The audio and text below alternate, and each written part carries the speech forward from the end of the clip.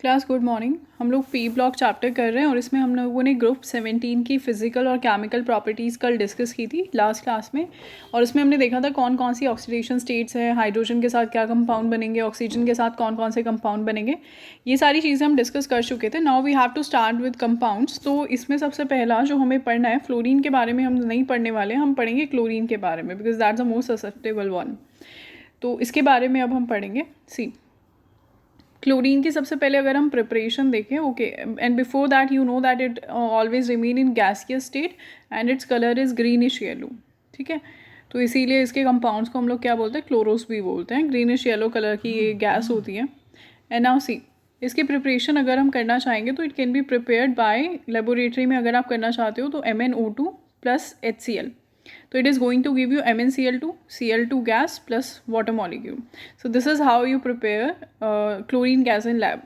Other than that आप इसे common salt से भी प्रिपेयर कर सकते हो। NaCl आपने लिया, इसके अंदर आपने MnO2 डाल दिया, H2SO4 डाल दिया, then again you are going to get MnCl2, sodium bisulphate, water and chlorine molecule. ठीक है, तो इस तरीके से आपको क्या करना होता है, इस तरीके से आप क्लोरीन गैस बना लेते हैं लैब में। Okay, now coming on the next step, that is HCl से हम लोग कैसे बना सकते हैं उसको देखें। HCl से बनाने के लिए हम लोग पोटेशियम परमैंगनेट के ऊपर HCl डालेंगे, KCl मिलेगा, MnCl2, water and chlorine gas. तो कंप्लीट द रिएक्शन में गैसेस आपसे पूछी जा सकती हैं। Now coming on to the industrial processing, के हम इसे इंडस्ट्री में कैसे बनाते हैं। So that process is known as Deacon's process. ठीक है, डेकन प्रोसेस से ये सिंथेसाइज की जाती है। इसमें होता क्या है, HCl का ऑक्सीडेशन हम करा देते हैं। वाटर जो है, हाइड्रोजन जो है, that get oxidized into water molecule and this chlorine is get converted और ऑक्सीडाइज्ड इन क्लोरीन गैस। तो यहाँ पे क्लोराइड की ऑक्सीडेशन स्टेट -1 थी, लेकिन यहाँ पर क्या है, 0। सो -1 से 0 में जा रहा है, दैट मीन्स ऑक्सीडेशन हो रही है, right. Okay, now coming on to next thing, that is electrolytic process. Electrolytic process में क्या होता है, chlorine is obtained by the electrolysis of brine, and brine you know what it is, aqueous solution of NaCl, जिसमें NaCl की amount बहुत ज़्यादा होती है। So concentrated solution of NaCl in water is known as brine solution. Okay, तो इसका अगर आपको पता है, आप एक्वस NaCl का अगर इलेक्ट्रोलिसिस कराते हैं तो आपको क्या मिलता है, आपको मिलती है हाइड्रोजन गैस कैथोड पर, क्लोरीन गैस एनोड पर, and you are left with NaOH। तो ये आपके प्रोडक्ट्स होते हैं when you electrolyze the brine solution. Okay, next moving on to इसकी प्रॉपर्टीज़ हम लोग पढ़ते हैं। तो प्रॉपर्टीज़ में हम लोगों ने देख लिया है सबसे पहले कि क्या है, ये ग्रीनिश येलो कलर की गैस है। Okay, just a second. Okay, इसकी प्रॉपर्टीज़ हम लोग कंसिडर करते हैं। तो प्रॉपर्टीज़ में अगर आप देखोगे तो क्या है, यहाँ पर ग्रीनिश येलो कलर की गैस होती है, इसकी स्मेल पंजेंट होती है, सफोकेटिंग ऑर्डर होता है, और ये एयर से हेवियर होती है 2 to 5 times, and it can easily liquefied into greenish yellow liquid which boils at 293 Kelvin. Therefore chlorine is soluble in water and that is how you get HCl, right? So chlorine react with a number of metals and non-metals. metals के साथ भी react करता है, non metals के साथ भी react करता है। तो एल्यूमिनियम के साथ aluminium chloride, sodium chloride, ferric chloride, phosphorus के साथ फोस्फोरस ट्राईक्लोराइड, सल्फर के साथ क्या बना देता है, H2Cl2 बना देता है। तो इस तरीके से मेटल्स नॉन मेटल्स दोनों के साथ रिएक्ट करता है, but it's affinity towards hydrogen is very large. जैसे हमने पढ़ा था, फोस्फोरस और सल्फर की एफिनिटी बहुत ज़्यादा होती है टूवर्ड्स ऑक्सीजन, ये ऑक्सीजन के पीछे भागते हैं, इन्हें ऑक्सीजन एटम चाहिए। सिमिलरली क्लोरीन की affinity is great with hydrogen, तो हाइड्रोजन के कंपाउंड्स बनाने के लिए बहुत जल्दी रिएक्ट करता है। फॉर एग्जांपल हाइड्रोजन गैस के साथ HCl बनाता है, H2S अगर आप डाल दोगे तो सल्फर को ऑक्सीडाइज कर देगा और खुद क्या हो जाएगा, रिड्यूस हो जाएगा HCl बनाने के लिए। सिमिलरली कोई हाइड्रोकार्बन आपने ले लिया, उसके अंदर आपने Cl2 डाल दिया, then also you are going to get HCl and hydrogen, sorry carbon. तो इस तरीके से आपको क्या मिलता है, क्लोरीन के कंपाउंड्स मिल जाते हैं। ठीक है, क्लोराइड्स मिल जाते हैं। Now coming on to its reaction with ammonia, that is really really important, और ये बहुत बार पूछा भी जाता है, तो इसको ध्यान से हम लोग देखेंगे कि क्या है ये। ठीक है, तो इसकी रिएक्शन ना 2 तरीके से होती है अमोनिया के साथ। हो सकता है कि अमोनिया एक्सेस में हो सकता है कि क्लोरीन एक्सेस में हो। सो डिपेंडिंग अपॉन दैट आपके पास 2 तरीके की रिएक्शन है। एक बार जब आपके पास अमोनिया एक्सेस में है और एक बार जब आपके पास क्लोरीन एक्सेस में है। तो इस तरीके से आपके पास क्या मिलेंगी, अलग अलग रिएक्शंस मिलेंगी, और ये देखना बहुत ज़रूरी है। तो इसको देखते हैं अभी हम, इम्पॉर्टेंट है ये बहुत रिएक्शन, और बहुत बार कंप्लीट द रिएक्शंस के अंदर पूछी जा चुकी है। ओके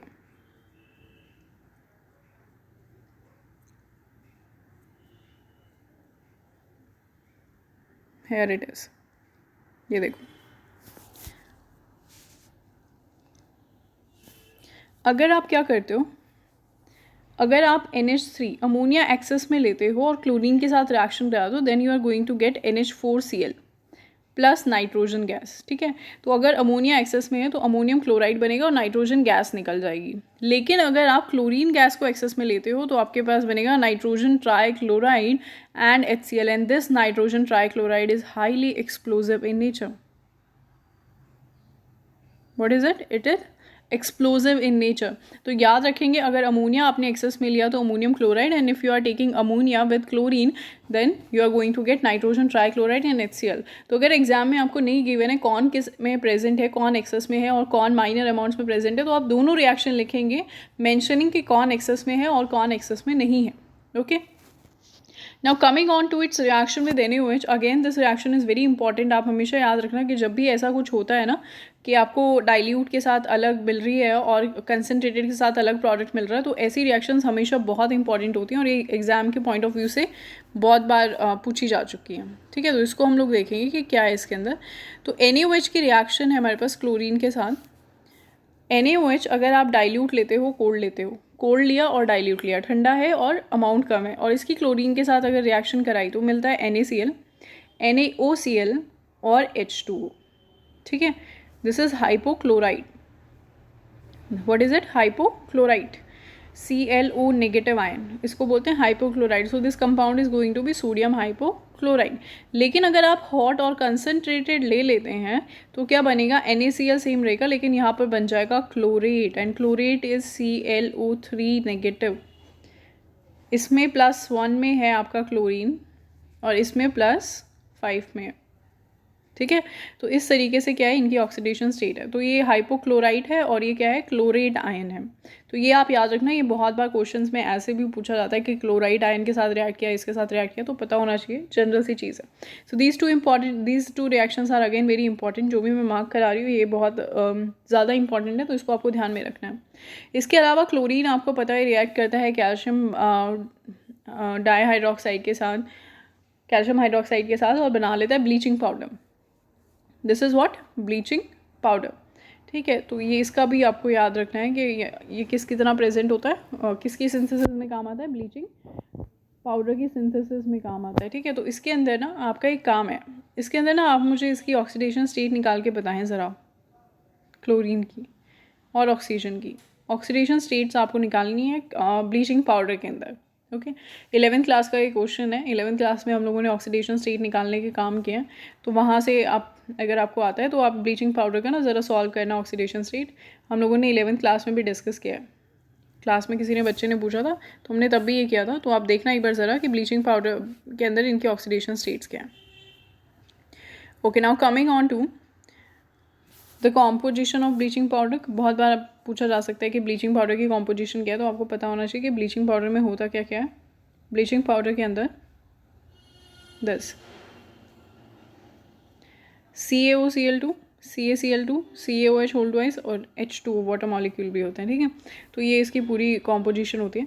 अब क्लोरीन जो है वो हाइड्रोकार्बन्स के साथ रिएक्ट करता है और सब्स्टिट्यूशन रिएक्शन शो करता है। सब्स्टिट्यूशन रिएक्शन का मतलब क्या है, देखो जैसे मीथेन आपने यहाँ पर लिया हुआ है, मीथेन के अंदर 4 हाइड्रोजन होता है। Substitution is nothing but replacement, तो एक एटम का हट के दूसरे एटम का आ जाना। तो क्लोरीन क्या करता है, एक हाइड्रोजन हटा के और खुद उसकी जगह पर बैठ जाता है। तो यहाँ पर Cl लग जाएगा और ये H दूसरे Cl के साथ निकलकर HCl बना लेगा। So this is how substitution reaction take place. Similarly अगर आप यहाँ पर करोगे, टेम्परेचर अगर आपने बढ़ा दिया है, उसको थोड़ी हीट दे दिया, तो क्या करेगा, दोनों के दोनों Cl जाएंगे और 2 हाइड्रोजन्स को हटा देंगे और क्या बना लेंगे, डाइक्लोराइड। ये देखो, इसको हम क्या बोलेंगे, डाइक्लोरोइथेन। तो इस तरीके से सब्स्टिट्यूशन रिएक्शंस होती हैं। अगर ऑर्गेनिक थोड़ी बहुत भी दिमाग में होगी या ध्यान में होगी तो आप समझ सकते हो कि कैसे रिएक्शंस हो रही हैं। Okay, now coming on to कि क्लोरीन, ये थोड़ा सा इंपॉर्टेंट है, इसको ध्यान से सुनना। That chlorine water on standing loses its yellow colour. ये बहुत इंपॉर्टेंट है, आपसे बहुत बार पूछा जाता है कि अगर आप क्लोरीन वाटर, क्लोरीन आपको पता है येलोइश गैस होती है, ग्रीनिश येलो, तो इसको पानी में मिलाओगे तो ग्रीन कलर, येलो कलर होगा इसका। लेकिन अगर आप इसको थोड़े टाइम के लिए रख देते हैं on standing, it loses its colour. Why? Because HCl क्या करती है, HCl पानी में ऑक्सीडाइज होती है और क्या बना लेती है, HOCl प्लस HCl। ओके, क्या बना लेती है, HOCl बना लेती है। HOCl का ये जो गैसेस होती हैं कैसी होती है, कलरलेस होती हैं। तो chlorine, I am really sorry, ये मैंने यहाँ पे गलत लिख दिया, वेट, HCl नहीं रिएक्ट कर रहा, क्लोरीन रिएक्ट कर रहा है, मैंने यहाँ पे HCl2 लिख दिया था। This Cl2 is reacting with water molecule, ठीक है, वाटर मॉलिक्यूल के साथ रिएक्ट करके it is forming HOCl plus HCl। तो Cl2 पानी के साथ रिएक्ट करके ये वाली गैसेस बनाती हैं, दीज गैसेस आर कलरलेस। तो इसीलिए जो मिक्सचर है पहले क्लोरीन की वजह से येलोइश था, लेकिन अब क्लोरीन किस में चेंज हो गया, HOCl एंड HCl के अंदर चेंज हो गया, तो ये कलरलेस हो गया। सो दैट्स हाउ कि यो chlorine water loses its colour after some time. So ये रिएक्शन बहुत इंपॉर्टेंट है, तो इस रिएक्शन को आप ध्यान रखेंगे, इसी रिएक्शन की फॉर्म में लिख लेंगे यहीं पर, ठीक है। एंड नाउ सी, इसी से एक और बहुत इंपॉर्टेंट क्वेश्चन है, यहाँ से 2 क्वेश्चन आपसे पूछे जाते हैं। पहला तो क्लोरीन वाटर अपना कलर क्यों लूज़ कर देता है, और दूसरी बात ये है कि why chlorine water is oxidizing in nature. You know, chlorine water oxidizing क्यों होता है नेचर में, क्लोरीन वाटर क्यों ऑक्सीडाइज करता है, क्यों ब्लीचिंग प्रॉपर्टी शो करता है। अभी अभी आपने देखा क्लोरीन वाटर बना रहा है hypochlorous acid HOCl, which on further dissociates to give nascent oxygen and HCl gas. अब ये ज़्यादा स्टेबल है, तो नेसेंट ऑक्सीजन HOCl ने दिया, तो नेसेंट ऑक्सीजन देने की वजह से क्या हो गया, ऑक्सीडाइजिंग हो गया। आपको पता है जो भी नेसेंट ऑक्सीजन दे रहा है वो नेचर में कैसा होगा, oxidizing, as well as it is going to be bleaching agent. तो ये साथ साथ ऑक्सीडाइजिंग भी होगा और ब्लीचिंग भी होगा नेचर के अंदर। So that is why chlorine water has what, oxidizing properties as well as bleaching properties. तो इसीलिए देखो क्या करता है ये, फेरस को फेरिक में कन्वर्ट कर देता है, सल्फाइड को सल्फेट में, सल्फर डाइऑक्साइड को सल्फर ट्राइऑक्साइड में, या सल्फ्यूरिक एसिड में, आयोडीन को आयोडिक एसिड में चेंज कर देगा। So here are some example, FeSO4 Fe+2 में है, ठीक है, Fe2SO4 होल थ्राइस किस में चेंज कर दिया, फेरिक में। ये देखो सल्फाइड SO3 2 नेगेटिव किस में चेंज हो गया, सल्फेट। यहाँ पे सल्फर +5 में है और यहाँ पे सल्फर +6 में है, ठीक है। ये देखो सल्फर +4 में है, यहाँ पर सल्फर +6 में है, ऑक्सीडेशन हो गया। आयोडीन 0 में है, यहाँ पर आयोडीन +5 में है। तो आयोडीन से क्या बन गया, आयोडोइक एसिड बन गया। तो इस तरीके से क्या करता है क्लोरीन जो है, क्लोरीन वाटर जो है ऑक्सीडाइजिंग एजेंट की तरह बिहेव करता है। नाउ देखो इसका ब्लीचिंग एक्शन देखो, अभी रिएक्शन मैंने लिखी थी वो यहाँ पर लिखी हुई है आपके लिए। सी,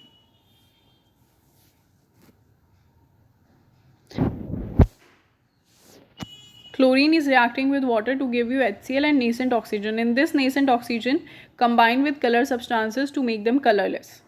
तो इसीलिए क्या करता है, वेजिटेबल्स, ऑयल और ऑर्गेनिक मैटर को ब्लीच करने के काम में आता है। And now the thing is that the bleaching action of chlorine is permanent. And if you remember हम लोगों ने बात जब की थी पिछले वाले ग्रुप में सल्फ़र की, तो हमने कहा था कि जो SO2 है, SO2 जो था ना उसका ब्लीचिंग एक्शन था, राइट। ये पानी के साथ क्या करता था, पानी के साथ रिएक्शन करता था, सॉरी पानी लिखना है यहाँ पर, H2O आएगा, H2SO4 मैंने लिख दिया। So on reacting with H2O it was forming H2SO3 और साथ ही साथ क्या दे रहा था, नेसेंट हाइड्रोजन दे रहा था।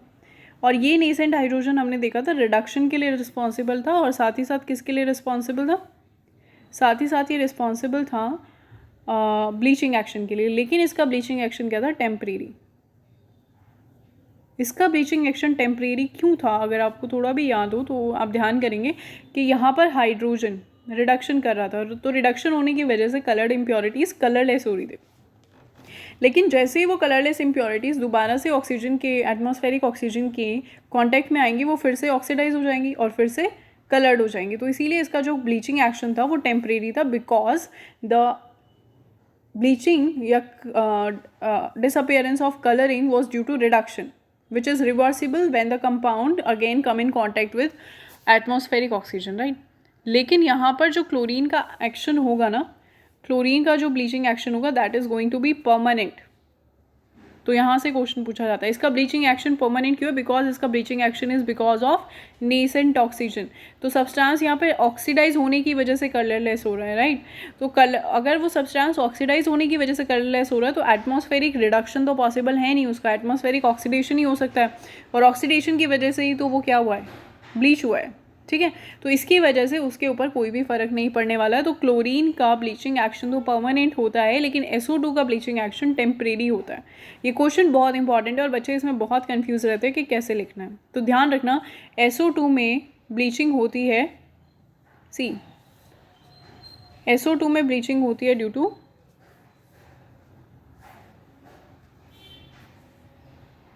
SO2 में ब्लीचिंग होती है ड्यू टू नेसेंट हाइड्रोजन, और क्लोरीन में ऑक्सीडेशन होती है, सॉरी ब्लीचिंग होती है ड्यू टू नेसेंट ऑक्सीजन। तो SO2 में रिडक्शन हो रहा है और क्लोरीन के अंदर ऑक्सीडेशन हो रहा है। रिडक्शन जो है वो एटमॉस्फेयर में रिवर्सिबल होता है, तो इसका ब्लीचिंग एक्शन भी रिवर्सिबल है, लेकिन क्लोरीन के केस में ऐसा कुछ भी नहीं है। सो जस्ट रिमेंबर दिस, ये इंपॉर्टेंट है। अगेन एक और चीज़ जो इसके यूजेस में आती है, पहला तो ये क्या है, ब्लीचिंग एजेंट है तो ब्लीच करने के काम आता है, wood pulp and all that की। इसके अलावा कॉटन टेक्सटाइल्स में भी काम आता है ये ब्लीच करने के लिए।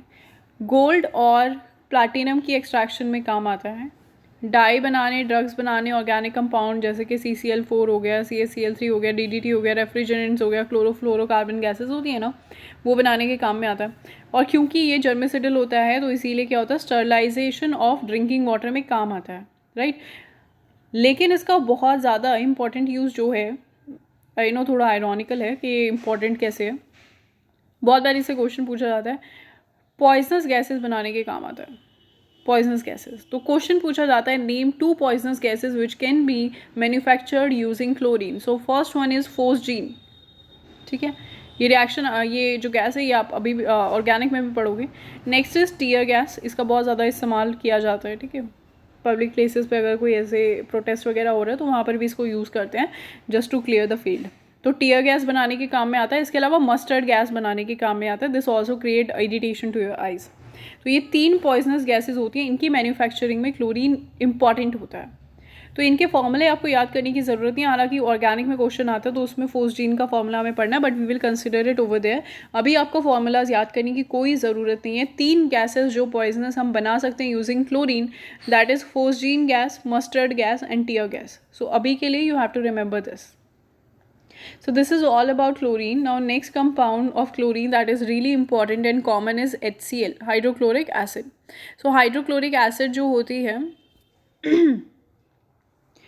हाइड्रोजन और क्लोरीन से मिलके बनती है, हाइड्रोजन गैस की फॉर्म में होती है। ये HCl जो होती है हमेशा गैसियस स्टेट में होती है। तो बच्चों ने हमेशा इसको लैब में बॉटल्स में रखे हुए देखा है लिक्विड स्टेट में, तो दे थिंक कि ये लिक्विड होता है, बट ये लिक्विड नहीं होता है, एक्चुअली ये गैस होता है जिसको पानी में मिलाया जाता है। And that is why you never get 100% pure HCl in lab.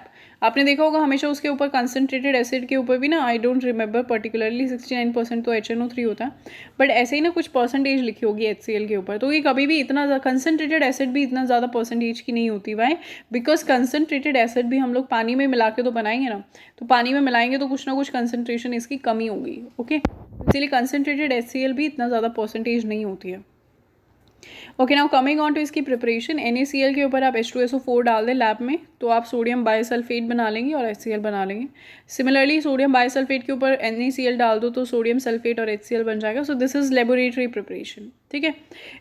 HCl gas जो होती है, अच्छा ओके, HCl गैस जो होती है इसको ड्राई कराना है आपको। ड्राई कराने का मतलब क्या है कि मॉइस्चर भी अगर इसके साथ चला गया गैसेस स्टेट में ना, तो वेपर्स भी होंगे। तो इसको ड्राई कराने के लिए आपको डिहाइड्रेटिंग एजेंट चाहिए, तो आप क्या ले लोगे, concentrated H2SO4। If you remember तो हम लोगों ने बात की है कि कंसनट्रेटेड H2SO4 बहुत अच्छा डिहाइड्रेटिंग एजेंट होता है, पानी के साथ रिएक्ट कर लेता था ना, राइट, इसीलिए जला देता था ना किसी भी चीज़ को। तो ये HCl में से क्या करेगा, जितने भी वाटर मॉलिक्यूल्स हैं उनको अपने अंदर रिएक्शन कर लेगा, तो वहाँ से HCl निकल जाएगी और वो कैसी होगी, ड्राई होगी एकदम, ठीक है, उस पर कोई मॉइस्चर नहीं होगा। इसकी प्रॉपर्टीज़ की अगर बात करें तो कलरलेस पंजेंट स्मेल गैस होती है, ये लिक्विफाई हो सकती है, ठीक है, कलरलेस लिक्विड के अंदर, और फ्रीज होती है वाइट क्रिस्टलाइन सॉलिड में इतने केल्विन के ऊपर। ये पानी में एक्सट्रीमली सॉल्युबल होती है और इसीलिए आयनाइज हो जाती है, and that is why it is ionic, that is why it behave as acid in water. तो इधर देखो पानी के अंदर अगर आपने डाला तो आपको नज़र आ रहा है Cl negative and H positive. H positive is then absorbed by H2, तो H3O पॉजिटिव प्रोटोनियम आयन बन जाता है। तो इसका जो एक्वा सोल्यूशन है उसको हाइड्रोक्लोरिक एसिड बोलते हैं, ठीक है। इसका डिसोसिएशन कांस्टेंट ऑब्वियसली हाई होगा, अच्छी एसिड है तो हाई होगा, तो इसीलिए कैसी होती है, स्ट्रॉन्ग एसिड होती है।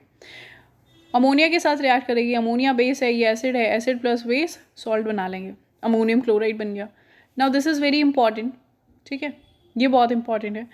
3 पार्ट HCl लो, 1 पार्ट कॉन्सेंट्रेटेड HNO3 लो, 3:1 के रेशो में आपको क्या लेना है, यू हैव टू टेक 3:1 के रेशो में HNO3, 3 HCl लेना है और 1 पार्ट लेना है HNO3 नाइट्रिक एसिड, दोनों कंसेंट्रेटेड होने चाहिए, and that solution would be known as aqua regia, aqua regia,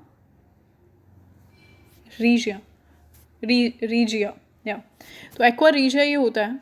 अच्छा, अब इसका इम्पोर्टेंस क्या है, अगर कोई चीज़ कहीं भी डिज़ोल्व नहीं होती ना, कहीं भी एक्वारीजिया में डिज़ोल्व हो जाएगी, तो बहुत ही ज़्यादा, इसको हम लोग बोलते हैं यूनिवर्सल सॉल्वेंट भी बोलते हैं इसको, ठीक है। एक्वारीजिया के अंदर क्या होता है, सारे के सारे मेटल्स जो है वो डिज़ोल्व हो जाते हैं, नोबल मेटल्स भी डिज़ोल्व हो जाते हैं, for example gold and platinum. So if you remember back over there in 10th class you had this question कि एक शॉपकीपर था, वो एक सोल्यूशन लेके घूम रहा था एंड ज्वेलरी रिलेटेड कुछ सेल्समैन और समथिंग लाइक दैट, तो उस वो क्या बोल रहा था, वो अपने कस्टमर्स को बोल रहा था कि अगर आपका गोल्ड जो है वो गंदा हो गया है, मैला हो गया है, तो वो आपको साफ़ करके दे देगा, ठीक है। तो उसने एक सोल्यूशन में डिप किया, जो ज्वेलरी थी वो चमक गई, लेकिन आपने जब उसे वे किया तो पहले से कुछ कम थी, तो इसका मतलब वो सोल्यूशन किसका था, एक्वारीजिया का वो सोल्यूशन था, because some of the gold get dissolve in that solution. So this solution is really powerful, ये आपकी हड्डियाँ तक डिजॉल्व कर सकता है, ठीक है। सो अगर आप I know I shouldn't be telling you this. This could be like misused, but the thing is that जिसको बोलते हैं ना, हिंदी में बोलते हैं तेजाब, तेजाब is not just concentrated acid, but this is the mixture of these HCl and HNO3, aquaresia it is. Normal acids जो होते हैं they are not going to be that harmful. जो लैब में आपको concentrated H2SO4 भी मिलेगा, ठीक है, वो जलाता है, वो अगर आप की स्किन पे लग जाएगा तो you are going to get irritated from there, तो वहाँ से स्किन अफेक्टेड हो जाएगी, रेड हो जाएगी, इरिटेशन होगी, बट द थिंग इज़ कि जो इतना हार्मफुल होता है that is aqua regia. So you can see over here कि गोल्ड जो है वो एक्वारीजिया के सोल्यूशन में किस तरीके से डिजॉल्व हो रहा है। Similarly platinum is getting dissolve. Now hypochloric acid जो होती है ये क्या करती है, ये सॉल्ट्स के साथ रिएक्शन करती है, ऑब्वियसली दो salts has to be basic in nature, तो ये एसिडिक है तो बेसिक सॉल्ट्स के साथ रिएक्शन करती हैं। सी सोडियम कार्बोनेट आपको पता है बेसिक है, तो HCl के साथ रिएक्ट करके NaCl बनाएगा, H2O बनाएगा, CO2 बनाएगा, ओके। देन सोडियम बाइकार्बोनेट है, अगेन बेसिक है, NaCl H2O, CO2, sodium sulphide है, HCl बनाएगा, NaCl बनाएगा, H2O बनाएगा एंड SO2 बनाएगा, ठीक है। इसके यूजेस देखो, ये जो है ये क्लोरीन मैन्युफैक्चरिंग के लिए यूज़ होता है, अमोनियम क्लोराइड ग्लूकोज बनाने के लिए यूज़ होता है, ये ग्लू बोन्स में से ग्लू निकालने और बोन ब्लैक को क्या प्योरीफाई करने के लिए भी इस्तेमाल होता है, दवाइयों में इसका यूज़ होता है, और लेबोरेटरी रिएजेंट तो ये है ही, आपको पता है एसिड के नाम पे जब भी हमें यूज़ करना होता है तो हम HCl यूज़ करते हैं, okay. Now coming on to the oxo acids of halogen, halogen के ऑक्सो एसिड, तो ऑक्सो एसिड्स आपको पता ही है, इनका जनरल फार्मूला क्या होता है, एसिड। तो एसिड जिसमें ऑक्सीजन ओ से ऑक्सीजन से जुड़ा और साथ ही में क्या लगाओ, ऑक्सो ग्रुप भी लगाओ सेंट्रल एटम के ऊपर, so those are oxo acids. Now coming on to oxygen की oxo acid, it is just one, HOF। Fluorine सिर्फ एक ही ऑक्सो एसिड बनाता है, दैट इज़ फ्लोरिक एसिड या हाइपोफ्लोरस एसिड, और ऐसा क्यों, क्योंकि फ्लोरीन का साइज़ बहुत छोटा है, इससे ज़्यादा एटम्स के साथ वो जुड़ नहीं सकता, okay. So it is going to be like this, तो इस तरीके से प्रेजेंट होता है। फ्लोरीन के ऊपर 3 लोन पेयर रहेंगे, ऑक्सीजन के ऊपर वही 2 लोन पेयर रहेंगे, the structure is very much similar to water molecule, okay. तो ये इसका स्ट्रक्चर होता है। So this is the oxo acid for fluorine. Now coming on to chlorine, chlorine के ऑक्सो एसिड्स हम पढ़ेंगे, ठीक है, it has quite a number of oxo acids. तो इधर देखें, क्लोरीन के लिए we have hypochlorous acid, hypochlorous है, क्लोरस है, क्लोरिक है एंड परक्लोरिक एसिड है. Okay, perchloric acid as the name suggest it is going to have peroxo bond. Bromine के लिए we have hypobromous acid, we don't have bromous acid. Bromic acid है, perbromic acid है. Similarly hypo iodous, iodic and periodic acid. So these are some of the acid. हम लोग chlorine के लिए acids का consider करेंगे और इनका स्ट्रक्चर कंसिडर करेंगे. ओके, तो अगर हम लोग हाइपोक्लोरस एसिड की बात करें, HOCl, तो कुछ नहीं होना, ऑक्सीजन बीच में रहेगा. आपको पता है ये तो बेंड स्ट्रक्चर बनाता है, तो सेम बिल्कुल पानी के जैसे होगा. Now coming on to chlorous acid. तो क्लोरस एसिड के अंदर क्या होता है? HClO2. क्लोरीन सेंट्रल एटम है, एसिड है ये, तो ऑक्सीजन जुड़ना है किसके साथ? सॉरी, वो H पॉजिटिव जुड़ना है किसके साथ? O नेगेटिव के साथ. और बचा हुआ एक क्या हो जाएगा? डबल बॉन्डेड ऑक्सीजन हो जाएगा. Now the chlorine has 2 lone pairs. यहाँ पर क्या हो जाएगा? 2 लोन पेयर हो जाएंगे. तो ज्योमेट्री टेट्राहेड्रल है, शेप है बेंट. नाउ क्लोरिक एसिड पर आ जाओ, HClO3. क्लोरीन क्या है? सेंट्रल एटम है. एक हाइड्रोजन है तो एक ऑक्सीजन के साथ चला जाएगा, एक OH बॉन्ड हो गया. 2 ऑक्सीजन बचे हैं तो 2 ऑक्सीजन डबली बॉन्डेड हो जाएंगे. 5 इलेक्ट्रॉन्स इसके इन्वॉल्व है, एक इलेक्ट्रॉन बचा तो आप यहाँ लगा देंगे. ज्योमेट्री सेम टेट्राहेड्रल, शेप कैसी हो जाएगी? Trigonal pyramidal. ठीक है, तीनों कैसे? नीचे की तरफ, बिल्कुल अमोनिया जैसे. तो देखो, अगर आपको शेप समझ में नहीं आते ना तो सिंपलर मॉलिक्यूल से कंपेयर करो. जैसे यहाँ पर है 2 लोन पेयर, 2 बॉन्ड पेयर, किसके जैसी होगी? वाटर के जैसी. इधर देखो, 1 lone pair, 3 bond pair, simpler molecule ammonia. तो अमोनिया से रिलेट कर सकते हो इसको. Now coming on to perchloric acid. Okay, I was really wrong about that perchloric acid. यहाँ पर जैसे पर सल्फ्यूरिक एसिड में था तो पेरोक्सो बॉन्ड थी, यहाँ पर पेरोक्सो बॉन्ड जैसा नहीं होता है. पर क्लोरिक एसिड का मतलब देखो क्या है. पर क्लोरिक एसिड में क्या है? HClO4 है. HCl4 में एक OH तो यहाँ पर लग गया, बचे 3 ऑक्सीजन, तो डबल बॉन्ड से ऐसे कनेक्ट हो जाएंगे. सातों के सातों इलेक्ट्रॉन क्लोरीन के बॉन्ड बना रहे हैं. And this shape you can consider with what? Methane. सीधा सीधा है ना, 4 बॉन्ड्स. डबल बॉन्ड को तो हम इक्विवेलेंट 1 के ही कंसिडर करते हैं. तो ये क्या हो जाएगा? टेट्राहेड्रल शेप हो जाएगी इसकी. तो ये कैसा हो जाएगा? मीथेन मॉलिक्यूल के जैसा हो जाएगा. ओके, अब क्योंकि ये एसिड्स हमने पढ़ लिए तो इनका एसिडिक स्ट्रेंथ भी हमें पढ़ना ही पड़ेगा. एसिडिक स्ट्रेंथ पढ़ने के लिए मैंने आपको हमेशा एक ही चीज़ बताई है कि आपको एक ही काम करना है और वो ये करना है. ओके, इसमें दिया नहीं हुआ है इलेबोरेट करके, बट दैट्स फाइन, कोई बात नहीं, हम यहीं पे देख लेते हैं. लेट मी टेल यू कि अगर आप लोग कंपेयर करते हो इनकी एसिडिक स्ट्रेंथ को, ठीक है, क्वेश्चन आता है यहाँ पे करके देख लेते हैं. If you are comparing the acidic strength of HCl, आपसे पूछा जाएगा which one is going to be, right down the acidic order of the acids. Okay,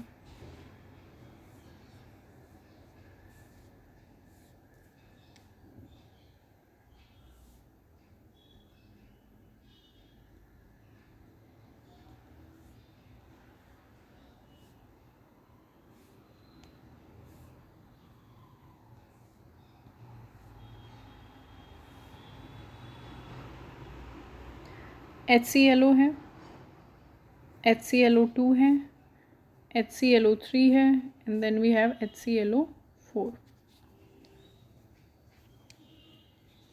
तो इसका आपको एसिडिक स्ट्रेंथ निकालना पूछा जाएगा. ठीक है, इसका ऑर्डर बताओ कि कौन ज़्यादा एसिडिक होगा और कौन कम एसिडिक होगा.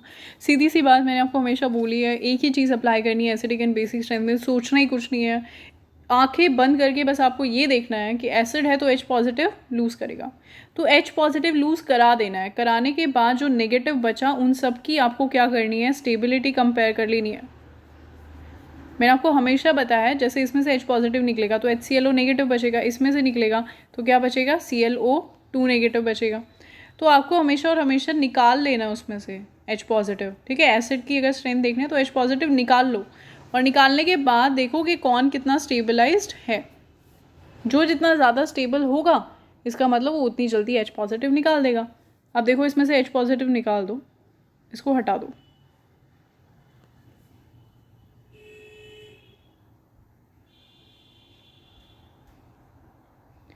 इसको यहाँ पे हटा देते हैं. ठीक है, मानते ये है ही नहीं, तो यहाँ पर ऑक्सीजन पे क्या आ जाएगा? Negative charge. ठीक है, इसको कंपेयर करना है ना हमें, तो दूसरे भी ले लो.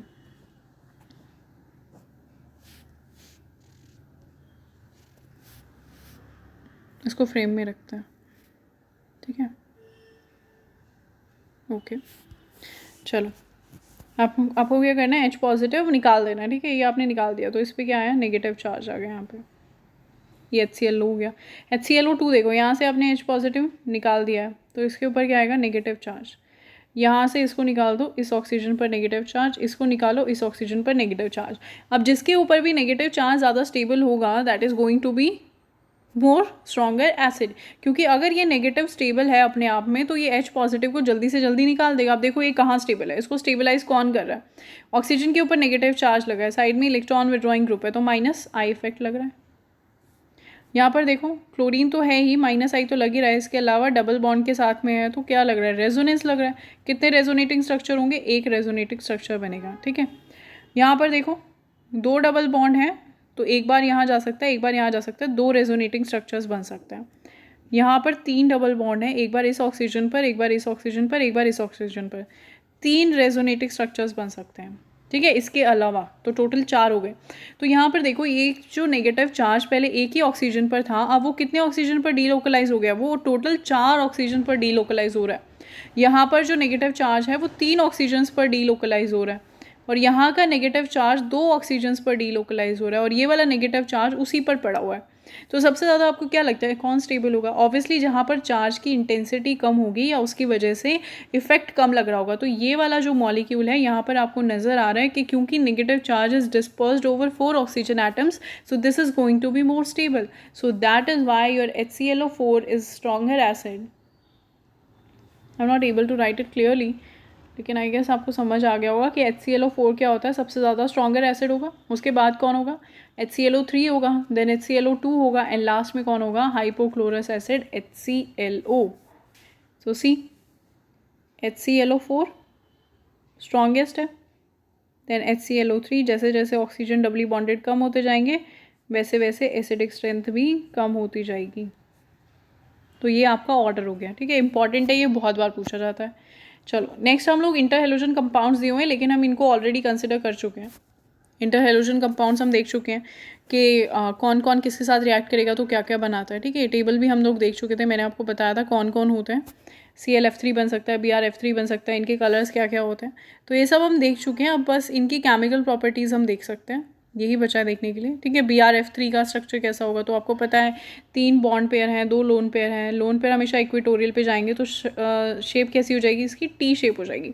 लेकिन टी में भी पता है कैसी होगी, बेंट टी होगी। बेंट टी का मतलब क्या है कि ये जो 2 बॉन्ड्स है ना, ये जो 2 बॉन्ड्स है सीधी होने की बजाय देखो सीधी होनी चाहिए थी रियली सॉरी, लेकिन थोड़ी सी मुड़ी हुई है इधर। क्यों मुड़ी हुई है थोड़ी सी इधर, लोन पेयर की वजह से। देखो यहाँ पे lone pair bond pair repulsion है ना, lone pair bond pair repulsion है ना, तो इसकी वजह से क्या होगा, थोड़ी सी इधर की तरफ मूव हो जाएंगी तो सीधा टी शेप बनने की बजाय थोड़ा सा क्या बनेगा, ऐसे बेंट टी बनेगा, ठीक है। चलो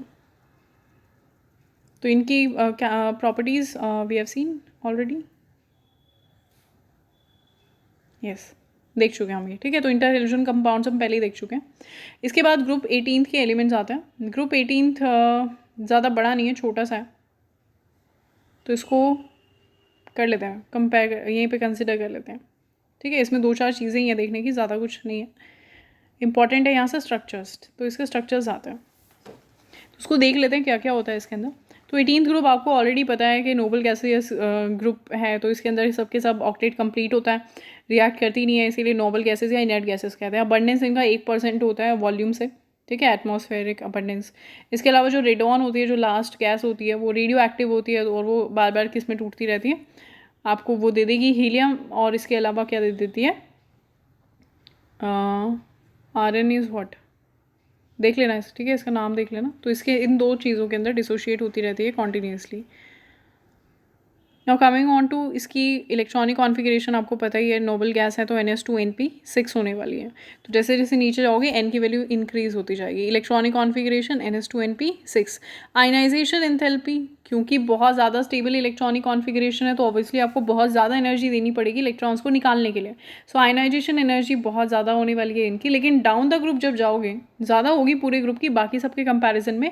लेकिन अगर अपने आप में ही कंपेयर करोगे, ग्रुप के एलिमेंट्स में ही कंपेयर करोगे, तो जैसे जैसे नीचे जाओगे इलेक्ट्रॉन निकालना आसान हो जाएगा क्योंकि साइज़ बढ़ रहा है, ठीक है। तो इसीलिए डाउन द ग्रुप जाने पर आयनाइजेशन एंथैल्पी क्या हो जाती है, डिक्रीज हो जाती है। Atomic size obviously down the group increase होगा।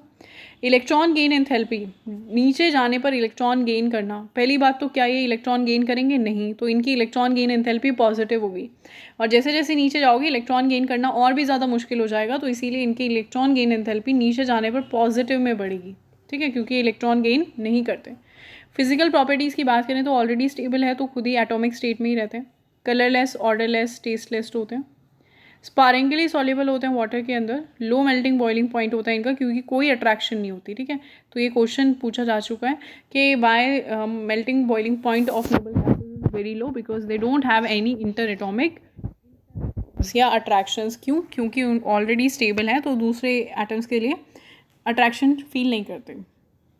हीलियम जो होता है वो बहुत ही लोएस्ट बॉइलिंग गैस होती है, तो इसकी अनयूजुअल प्रॉपर्टी की वजह से ये क्या होती है, अच्छा, ये इसका इतना छोटा साइज़ होने की वजह से और इतनी स्मॉल होने की वजह से ये क्या कर सकती है, बहुत आसानी से डिफ्यूज़ हो सकती है। ठीक है, तो इसीलिए जनरली लेबोरेटरी मटेरियल जो होते हैं, रबर, ग्लासेस और प्लास्टिक, इनमें यूज़ की जाती है। Okay, now coming on to next thing.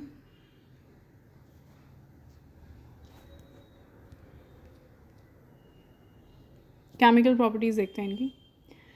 अब बात ये आ रही है जब ये रिएक्ट ही नहीं करते। अच्छा, नोबल गैसेज जो है वो इनर्ट होते हैं। इनर्ट क्यों होती है? पहली बात तो ये कि इनकी इलेक्ट्रॉनिक कॉन्फ़िगरेशन क्या है, स्टेबल है, तो इसकी वजह से इलेक्ट्रॉन लेना या देना प्रेफर नहीं करते, तो इसीलिए इनर्ट रहते हैं।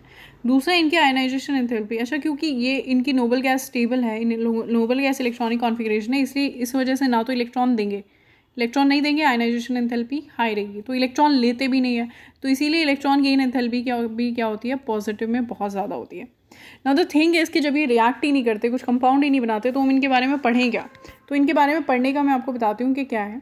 इसके बारे में एक चीज़ है, एक साइंटिस्ट नील बार्लेट काम कर रहा था 1960s के अंदर एक कंपाउंड के ऊपर, और उसने ऑक्सीजन का एक कंपाउंड बनाया, that was O2 positive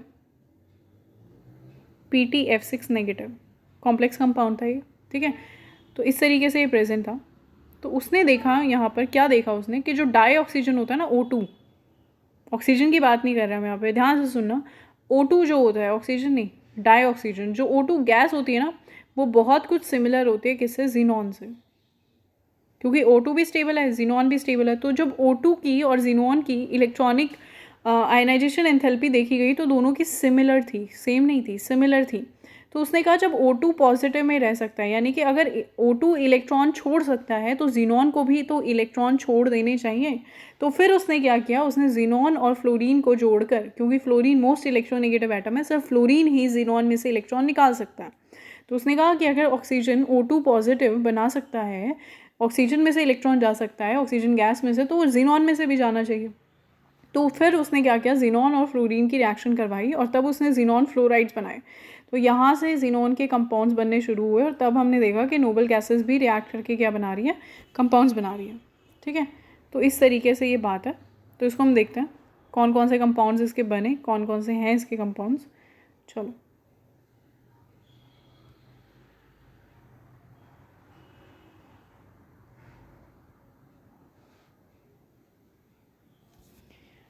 okay, ध्यान से।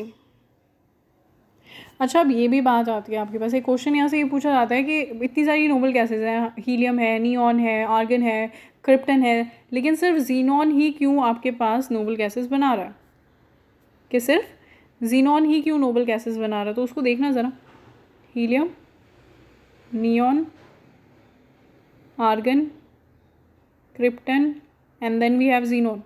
तो अगर इलेक्ट्रॉन छोड़ने की बात आ रही है ना, फ्लोरीन के साथ जुड़ना है तो इलेक्ट्रॉन छोड़ना पड़ेगा। इन सब की आयनाइजेशन एंथैल्पी है भाई बहुत हाई। डाउन द ग्रुप जाने पे आपको पता है आयनाइजेशन एंथैल्पी डिक्रीज हो जाती है। तो नोबल गैसेस एक तो वैसे ही इलेक्ट्रॉन छोड़ने में यकीन नहीं रखती, ऊपर से आप क्या कर रहे हो, उसको रिएक्ट करवा रहे हो, छुड़वा रहे हो इलेक्ट्रॉन। तो कौन कर सकता है ऐसा जिसकी आयनाइजेशन एंथैल्पी बाकी सबसे कम हो? So xenon is the only gas which has suitable ionization enthalpy to react with fluorine. तो फ्लोरीन के साथ अगर ये रिएक्ट करती है तो देखो किस किस स्टेट में रहेगी। तो 8 इलेक्ट्रॉन है, तो अनपेयर्ड इलेक्ट्रॉन तो ये रखना नहीं चाहती, नहीं रखना चाहती अनपेयर्ड इलेक्ट्रॉन, तो हमेशा क्या करेगी, पेयर में इलेक्ट्रॉन छोड़ेगी। और अगर ये पेयर में इलेक्ट्रॉन छोड़ेगी तो क्या होगा, हमेशा even number of oxidation state आपको मिलेंगे। देखो इधर ज़रा, तो जीनॉन किस में रह सकती है, जीनॉन 2 इलेक्ट्रॉन छोड़ के +2 में, ठीक है, 6 इलेक्ट्रॉन बचेंगे इसके पास, इवन है। 4 इलेक्ट्रॉन छोड़ देगी, कितने इलेक्ट्रॉन बचेंगे, 4। 6 इलेक्ट्रॉन छोड़ देगी, कितने इलेक्ट्रॉन बचेंगे, 8, ठीक है। 8 के 8 छोड़ देगी, कितने बचेंगे, 0। तो इस तरीके से क्या होता है, जीनॉन +2 +4 +6 और +8 में रहता है। +8 थोड़ा रेयर है क्योंकि 8 इलेक्ट्रॉन निकलवाना मुश्किल हो जाता है, तो ऑक्सीजन और फ्लोरीन दोनों की ज़रूरत पड़ती है इसमें, ठीक है, समझ में आया। तो अब देखो, अगर Xc+2 में है, वही सेम बात, इससे ये वही पूछा जाएगा ऑक्सीडाइजिंग या रिड्यूसिंग है, तो चुटकियों में आप बता सकते हो, रट्टे मारने की हमें ज़रूरत ही नहीं है क्योंकि आपको कंसेप्ट पता है कि जीनॉन अगर +2 में है तो +2 से +4 में जा सकती है, +6 में जा सकती है, +8 में जा सकती है। दैट मीन्स क्या हो सकती है, ऑक्सीडाइज हो सकती है। तो अगर जीनॉन +2 सिर्फ ऑक्सीडाइज हो सकता है तो इसका मतलब वो क्या होगा, रिड्यूसिंग एजेंट, क्योंकि वो खुद तो ऑक्सीडाइज होगा और खुद ऑक्सीडाइज हो रहा है तो दूसरे को क्या कर देगा, रिड्यूस कर देगा। तो अगर कभी आपसे पूछा जाए भाई XeF2 कैसा ऑक्सीडाइजिंग रिएजेंट है, रिड्यूसिंग रिएजेंट है, तो आपको पता है जीनॉन किस में है, +2, 2 F लगे ना, दोनों -1 में रहेंगे, तो जीनॉन +2 में रहेगा, तो +2 से वो +4 +6 +8 में जाएगा, खुद ऑक्सीडाइज होगा, दूसरों को रिड्यूस करेगा, तो इसीलिए वो क्या होगा, अच्छा रिड्यूसिंग एजेंट, ठीक है। अब बात करते हैं हम लोग +4 की। अगर जीनॉन +4 में है, जीनॉन किस में है, +4 में है, तो +4 से +6 में जाएगा, +8 में जाएगा और साथ ही साथ किस में जा सकता है, +2 में भी तो जा सकता है। दैट मीन्स जीनॉन +4 जो है वो ऑक्सीडाइज भी हो सकता है, रिड्यूस भी हो सकता है। That means it is oxidizing as well as reducing, therefore it is going to show disproportionation reaction। Multiple choice question में सीधा सीधा पूछा जा सकता है, which of the following will not show disproportionation reaction या which will show disproportionation reaction. तो एक ही चीज़ देखनी है, डिस्प्रपोर्शनेशन के लिए सेम सब्सटेंस का ऑक्सीडेशन होना चाहिए, उसी का रिडक्शन होना चाहिए। तो अगर सेम सब्सटेंस ही ऑक्सीडाइज हो रहा है, वही रिड्यूस हो रहा है, तो क्या करेंगे, डिस्प्रपोर्शनेशन। तो इसके लिए ये इसकी ऑक्सीडेशन स्टेट कम में भी जानी चाहिए, ज़्यादा में भी जानी चाहिए। Okay, now coming on to xenon +6। तो +6 आपको पता है क्या, ऑक्सीडाइज भी हो सकता है, रिड्यूस भी हो सकता है, अगेन डिस्प्रपोर्शनेशन शो करेगा। ओके, Xe+8 तो सिर्फ रिड्यूस ही हो सकता है, तो ये सिर्फ क्या होगा, अच्छा ऑक्सीडाइजिंग एजेंट, रिड्यूस नहीं कर सकता। चलो, this is all about oxidation and reduction. तो अभी आपको पता चल गया, 2 फ्लोरीन के साथ जुड़ सकता है तो डाईफ्लोराइड बनाएगा, 4 के साथ जुड़ सकता है टेट्रा बनाएगा, 6 के साथ जुड़ सकता है हेक्सा बनाएगा, 8 के साथ नहीं जुड़ पाता, ठीक है। सिर्फ फ्लोरीन इसे +8 में नहीं पहुंचा सकता, इसके 8 इलेक्ट्रॉन नहीं निकाल पाता। तो जितना ज़्यादा आप फ्लोरीन यूज़ करोगे उतना ज़्यादा क्या हो जाएगा, उतना ज़्यादा आपके पास कंपाउंड फ्लोरीनेटेड होता चला जाएगा। नाउ देखो, अगर आप इसकी ऑक्सीडेशन करा देते हो, इसकी को XeF4 को अगर आप रिएक्शन करा रहे हो O2F2 के साथ, तो XeF6 बन जाएगा, फ्लोरीनेटिंग एजेंट है, पढ़ा था ना हमने। जो ऑक्सीजन के फ्लोराइड्स होते हैं वो क्या होते हैं, अच्छे फ्लोरीनेटिंग एजेंट होते हैं। तो यहाँ पर फ्लोरीनेशन हो जाएगा, इसका SeF6 में कन्वर्ट हो जाएगा। कंप्लीट द रिएक्शंस में इसकी रिएक्शन पूछी जाती है, इंपॉर्टेंट होती हैं। सिमिलरली देखो, XeF2 जो है, XeF2 यहाँ पर क्या कर रहा है, XeF2 वाटर के साथ रिएक्ट करके खुद रिड्यूस हो रहा है और किसको ऑक्सीडाइज कर दिया है इसने, यहाँ पर ये किसको ऑक्सीडाइज कर रहा है, देखो ऑक्सीजन को। ऑक्सीजन पहले -2 में था, अब किस में चला गया है, 0 में, तो ऑक्सीडाइज हो गया, ठीक है। तो यहाँ पर ये इसकी रिएक्शन थोड़ी अनकॉमन रिएक्शन है, तो इसलिए आपको दिखाएगी कि पानी के साथ कैसे रिएक्ट करता है। Now the thing that comes next is very important, and that is structure. तो स्ट्रक्चर यहाँ से ज़रूर पूछे जाते हैं, तो ये बहुत इंपॉर्टेंट है, तो इसको ध्यान से आप ज़रा देख लेंगे। चलिए देखिए, अच्छा ये कुछ रिएक्शंस हैं पेंटाफ्लोराइड्स के साथ अलग अलग, तो आपको दिखाया हुआ है कि कैसे वो पेंटाफ्लोराइड्स के साथ रिएक्ट करता है। XeF2 है, खुद क्या करेगा, देखो खुद इलेक्ट्रॉन छोड़ दिए, मतलब खुद क्या किया, फ्लोरीनेशन करा रहा है किसकी, दूसरे की। तो इसको क्या कर रहा है, ऑक्सीडाइज कर रहा है, और खुद क्या हो रहा है, रिड्यूस। तो PF6 नेगेटिव बना लिया। सिमिलरली यहाँ पर देखो, ये क्या है, लुईस एसिड, पता है ना, ये भी लुईस एसिड है। लुईस एसिड्स क्या करते हैं, फ्लोरीन्स ले लेते हैं ना, इलेक्ट्रॉन नेगेटिव सब्सटेंसेस को ले लेता है। तो अब क्या बना लिया इसने, SbF6 बना लिया। सिमिलरली यहाँ देखो, मेटल के साथ क्या करेगा, मेटल को पॉजिटिव में, और खुद यहाँ पर मेटल को तो नहीं रिड्यूस कर सकता ना, ये मेटल तो ऑक्सीडाइज ही होगा, तो खुद रिड्यूस हो जाता है XeF7 के अंदर। तो ये कुछ रिएक्शन है जो कि कंप्लीट द रिएक्शंस में पूछी जाती हैं, जो बहुत फॉर श्योर एंड शॉर्ट आने ही आना होता है, दैट इज़ अ स्ट्रक्चर। तो स्ट्रक्चर आपको पता होना चाहिए। स्ट्रक्चर देखते हैं इनका, कंपाउंड्स का कैसे कैसे स्ट्रक्चर है। इससे पहले कुछ रिएक्शंस भी हैं और ये रिएक्शन बहुत इंपॉर्टेंट है। जीनोन की इसमें से रिएक्शन बहुत बार पूछी जाती है, hydrolysis of XeF4 and XeF6। तो पार्शियल हाइड्रोलिसिस भी होता है और कंप्लीट हाइड्रोलिसिस भी होता है। तो देखो अगर कंप्लीट हाइड्रोलिसिस हो रहा है तो क्या बनेगा, XeF4 का कंप्लीट हाइड्रोलिसिस कराओगे तो XeO3 बनता है। क्या बनेगा, XeF4 से XeO3 +4 में था, +4 में था आपका जीनोन यहाँ पर, और अब किस में चला गया, +6 में। क्या हो गया, ऑक्सीडेशन। ठीक है, +4 से आपको पता है नीचे भी जा सकता है और ऊपर भी जा सकता है। तो डिसप्रपोर्शनेशन होना था, डिसप्रपोर्शनेशन हुआ ना, ये देखो 0 में चला गया। तो रिड्यूस भी हो रहा है, ऑक्सीडाइज भी हो रहा है, डिसप्रपोर्शनेशन रिएक्शन शो करेगा XeF4। XeF6 देखो +6 में है, +8 में भी जा सकता है और +4 +2 में भी जा सकता है, लेकिन आपको पता है +8 में भेजना इसको बड़ा मुश्किल है। 8वां इलेक्ट्रॉन निकाल पाना इसका बहुत मुश्किल होता है, क्योंकि जो 2s तो नहीं, NS जो नीचे 7s है उसके जो इलेक्ट्रॉन्स है ना 2, वो अंदर की तरफ प्रेजेंट है। 7p के तो चलो फिर भी निकल गए 6, लेकिन ये जो 2 इलेक्ट्रॉन है ना S के, ये क्या होता है, अंदर की तरफ ज़्यादा प्रेजेंट है, तो इनका निकाल पाना बहुत मुश्किल होता है। तो इसीलिए 2 इलेक्ट्रॉन +8 में आपको बहुत कम देखने को मिलेगा, +6 तक जाएगा। तो अगर ये +6 में ऑलरेडी है तो इससे ऊपर जाना मुश्किल है, तो नीचे ही जाएगा। तो किस में जा रहा है, देखो यहाँ पर वाटर के साथ रिएक्ट करके नीचे जाने की बजाय किस में जा रहा है, +6 में ही रह रहा है। तो लेकिन फ्लोरीन के साथ किससे लग गया, 3 ऑक्सीजन के साथ जुड़ गया। ठीक है, तो ये इसकी रिएक्शन होगी। कंप्लीट हाइड्रोलिसिस अगर करा देते हो, +4 किस में चला जाएगा, +6 में। +6 जो है वो +6 में ही रहेगा, इससे ज़्यादा वो जा नहीं पाता। पार्शियल हाइड्रोलिसिस अगर आप कराओगे, देखो इधर, तो FeX6 जो है वो +6 से +6 में ही रहेगा। XeOF4 2 फ्लोरीन हट के 1 ऑक्सीजन आ जाएगा। 2 फ्लोरीन 2 बॉन्ड बनाते हैं, 1 ऑक्सीजन 2 बॉन्ड बनाते हैं, तो 2 फ्लोरीन हट के क्या आ गया, 1 ऑक्सीजन। XeF6 का अगर क्या कराओगे, फिर से इसको वाटर में डाल के दूसरी बार भी आप क्या करवा रहे हो, हाइड्रोलिसिस करा रहे हो। पार्शियल डिपेंड करता है कि आपने कितना वाटर मॉलिक्यूल डाला है। बहुत कम डालोगे तो XeF4 बनेगा, अगर थोड़ा ज़्यादा डाल दिया तो XeO2F2 बनेगा।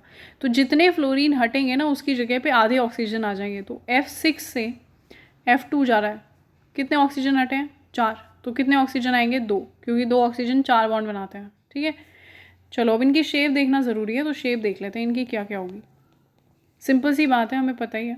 ठीक है, पहले भी मैंने आपको बताया कि किस तरीके से शेप याद नहीं करनी है, लेकिन बना के देखनी है। तो देखो सीधी सी बात है, आप कोई भी कंपाउंड उठा लो। चलो हम ले लेते हैं XeF4, बहुत सिंपल है। सेंट्रल एटम पर 8 इलेक्ट्रॉन है, कितने बॉन्ड बना रहे हैं, 4। कितने बचे, 4। लोन पेयर कितने हो गए, 2। 4 इलेक्ट्रॉन है तो पेयर कितने होंगे, 2। 4 + 2 6। 6 के लिए ऑक्टाहेड्रल ज्योमेट्री लगा दो, कहीं पर भी लगा दो लोन पेयर। यहाँ पे तो सारी बॉन्ड बराबर होती हैं, कैसी होगी, स्क्वायर प्लानर ज्योमेट्री हो गई। ठीक है, चलो ये तो सिंपल सा हो गया। ऑक्सीजन वाला देखते हैं, ऑक्सीजन में आप लोगों को थोड़ी दिक्कत आ सकती है। तो फ्लोरीन के तो सारे बन ही जाएंगे, इसमें कोई प्रॉब्लम है नहीं। ऑक्सीजन के अगर बनाने होंगे तो क्या करोगे, मान लो जैसे ये आपके पास XeO3 है, जीनॉन अगेन 8 इलेक्ट्रॉन होते हैं। बॉन्ड कितने बनाने जाएंगे, 3 ऑक्सीजन के साथ 6 इलेक्ट्रॉन बॉन्ड बनाएंगे, है ना, 6 इलेक्ट्रॉन बॉन्ड बनाएंगे, लेकिन बॉन्ड कितनी बनेगी, 3। तो ये बात यहाँ पर आपको बहुत ज़्यादा ध्यान रखनी है कि 6 इलेक्ट्रॉन बॉन्ड बनाने जाएंगे, लेकिन बॉन्ड तो 3 ही बनेंगी ना। डबल बॉन्ड को तो हम कंसिडर नहीं करते, 3 बॉन्ड बनेंगी। तो कितने इलेक्ट्रॉन बच गए, 6 इलेक्ट्रॉन बॉन्ड बना चुके हैं 3। तो 3 हमारे पास यहाँ पर क्या होगी, बॉन्ड। यहाँ पे 3 क्या होगी हमारे पास, बॉन्ड। लोन पेयर 1 बचा, 3 और 1 4, टेट्राहेड्रल। तो ऊपर लगा दो लोन पेयर, नीचे 3 बॉन्ड दिखा दो। स्ट्रक्चर किसके जैसा हो जाएगा, अमोनिया। किसके जैसा हो जाएगा, अमोनिया के जैसा। ठीक है, चलो अब अगर ऑक्सीजन भी और फ्लोरीन भी हो तो क्या करेंगे, देखो कुछ नहीं करना है आपको, सेम यही फॉर्मूला यूज़ करते जाना है बार बार, शेप अपने आप आ जाएगी। देखो जैसे मान लो आपके पास क्या है, XeO2F2 है। ठीक है, जीनॉन के पास 8 इलेक्ट्रॉन है, बॉन्ड में कितने चले गए, 4 इलेक्ट्रॉन, तो यहाँ 2 इलेक्ट्रॉन, यहाँ 6 इलेक्ट्रॉन लग गए उसके। 6 इलेक्ट्रॉन बॉन्ड कितनी बना रहे हैं, ये ध्यान रखना है, 6 इलेक्ट्रॉन नहीं लिखना। तो यहाँ पे देखो 6 इलेक्ट्रॉन लग गए हैं, तो यहाँ से आपको पता चल गया 1 लोन पेयर बच गया। बॉन्ड कितनी बन रही है, 2 फ्लोरीन के साथ बनेंगी और 2 इसके साथ, तो 4 और 1 5, ट्राइगोनल बायपिरामिडल। लोन पेयर तो हमेशा लगाना है इक्वेटोरियल पे। अब बच गया क्या, 2 ऑक्सीजन 2 फ्लोरीन। इलेक्ट्रोनेगेटिव तो फ्लोरीन है, तो फ्लोरीन आना चाहिए ना इक्वेटोरियल पे, लेकिन आपको पता है ऑक्सीजन की डबल बॉन्ड होती है और डबल बॉन्ड लंबी नहीं होती। डबल बॉन्ड होती है छोटी, तो छोटी बॉन्ड्स को कहाँ रखोगे, इक्विटोरियल पे, बचे हुए 2 फ्लोरीन ऊपर और नीचे।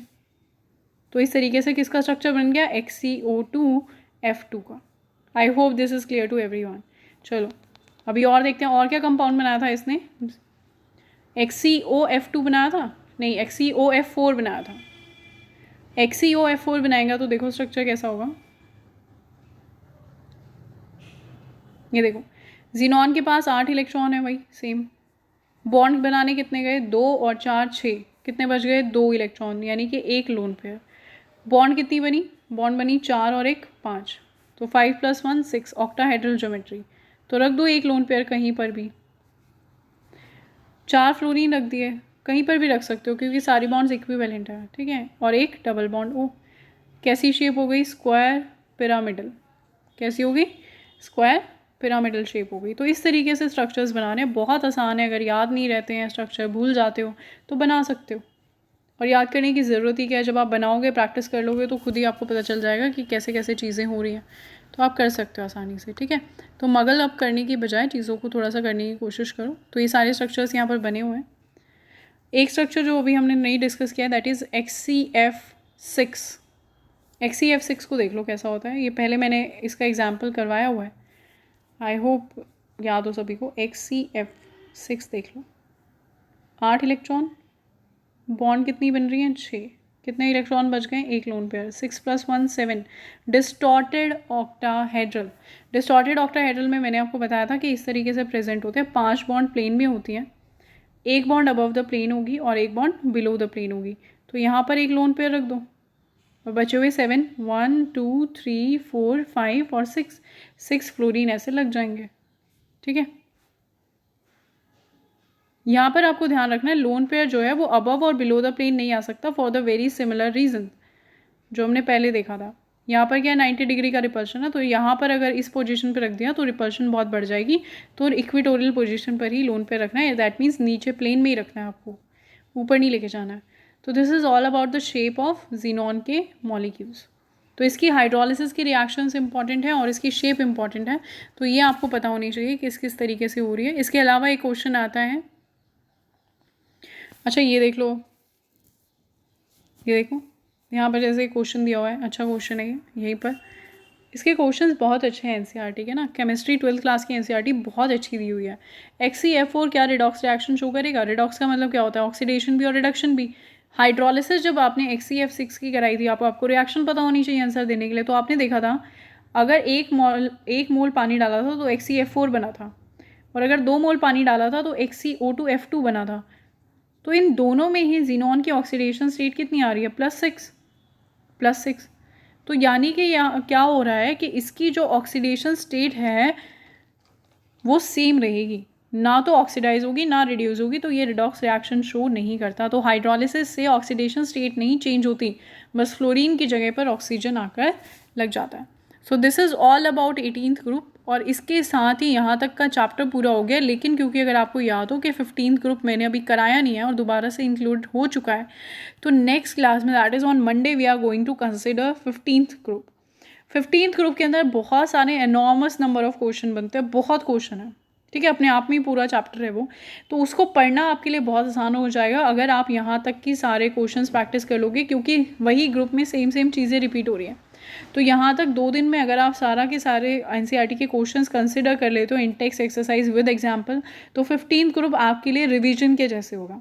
तो 15th ग्रुप जब हम पढ़ेंगे तो आपको ऐसे लगेगा पूरा चैप्टर रिवाइज हो रहा है, so that would be a beneficial thing for you, but only and only when you are done with NCERT question. So I am again emphasising that you have to be done with all the examples NCERT in text and exercise quotient till Monday.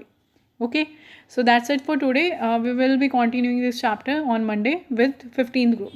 Thank you class.